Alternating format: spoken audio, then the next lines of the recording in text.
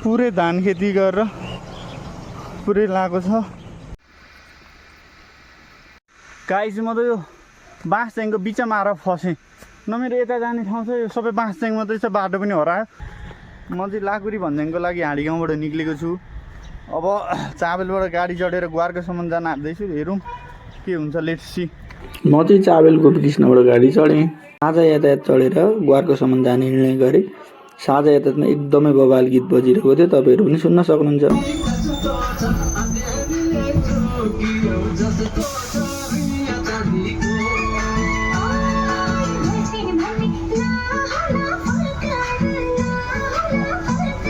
ग्वारकोमा ओर्लेँ र फेरि ग्वारकोमा उता लामाटार जानलाई ठिक्क साझा यातायात नै लागिरहेको रहेछ। म अनि त्यही साझा यातायातमा चढेँ।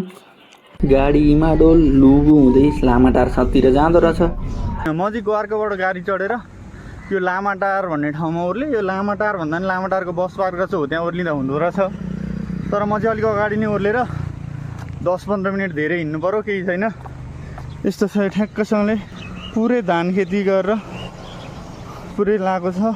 हिँड्ने बाटो यो विकलाङ्गहरूलाई बनाएको बाटो, अशक्तलाई बनाएको बाटो यो चाहिँ बिछ्याएको रहेछ। यस्तो यो टाँसेको रहेछ, सबै उक्किसकेछ। सरकारी काम। तपाईँहरू बसमा आउँदा चाहिँ सिधै लामाटार बस पार्कमा ओर्लिँदा हुन्छ, अगाडि लामाटारमा ओर्लिनु पर्दैन। मैले चाहिँ त्यही भएर 10-15 मिनट दुःख पाएँ, तपाईँहरूले दुःख नपाउनुहोस् भनेर भनेको। सुरुमा एकदमै ठाडो उकालो रहेछ यहाँनिर। यो जाँदा जाँदै अब एकदम ठाडो उकालो छ। जाँदैछु, जान त हेरौँ, लेट्सी पुगिन्छ पुगिँदैन। म चाहिँ लाकुरी भन्ज्याङ हिँडेको। यो चाहिँ म लामाटारबाट स्टार्ट गर्दैछु आफ्नो यात्रा। हल्का सिम पानी पर्न थाल्यो अहिले। हल्का माथि चाहिँ शिवजीको मूर्ति रहेछ। एकदमै राम्रो ठाउँ छ हाइकिङ आउनको लागि।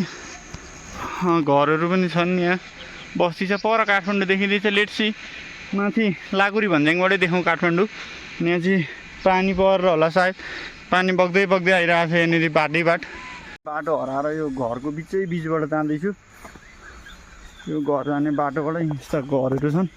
कहाँ मेन बाटै छोडेँ मैले, हिँड्ने बाटो क्यामेरा अलिकति भएछ, मैले यत्तिकै भिडियोमै पुसिदिएँ। एकदमै टिपिकल हाउसहरू, जङ्गल जस्तो आइसक्यो यहाँ त। जाँदैछु, तपाईँहरूलाई देखाउँदैछु कस्तो छ भन्ने कुरो। त पारी जानु छ, पारी बाटो छ अरे। बाटो त छ तर यहाँ पारी जान सकिरहेको छैन। म त बिचमा आएर फसेँ। यता पनि कतै बाटो छैन, कहाँ भइरहेछ। पट्टिबाट जाँदो रहेछ, एउटा बाटो चाहिँ भेटाएँ। जाँदैछु, पुरै अनघन्टार छ यो। त्यहाँबाट जाँदैछु, हेरौँ। लेट्सी मैले बाटै भुलेँ, बाटो गलत बाटो आएँ, त्यही भएर घुम्नु भइरहेछ। बाँसच्याङहरू छ तर रिग्रेट भएको छैन मलाई, गलत बाटो आएकोमा पनि। यो मिस गरिन्थ्यो नि त। जिन्दगी एउटा त्यो लेखे जस्तो सर र चलो भन्दा के मजा भयो र। उसले नसोचेको जस्तो हुँदा अब मजा आउने त जिन्दगी। गाइस म त यो बाँसच्याङको बिचमा आएर फसेँ। न मेरो यता जाने ठाउँ छ, यो सबै बाँसच्याङ मात्रै छ, बाटो पनि हरायो। म गलत बाटो आइसकेँ भन्ने कुरो मलाई रियलाइज भइसकेको छ। अब म मेन बाटोतिर निक्लिन खोज्दैछु, कताबाट निक्लिने त्यो मैले थाहै पाइरहेकै छु। तपाईँहरू आउँदै एक्लै नआउनु, यहाँ बाघको कामहरू रहेछ, बाघहरू बेला बेलामा लाग्दो रहेछ, त्यही भएर अलिक रिस्की हुन्छ। आउँदै हुनुहुन्छ भने हाइकिङ एक्लै आउँदाखेरि मेन बाटोबाट हिँड्नुहोस्। यो जङ्गलको बिचबाट हिँड्दाखेरि रिस्की हुने रहेछ।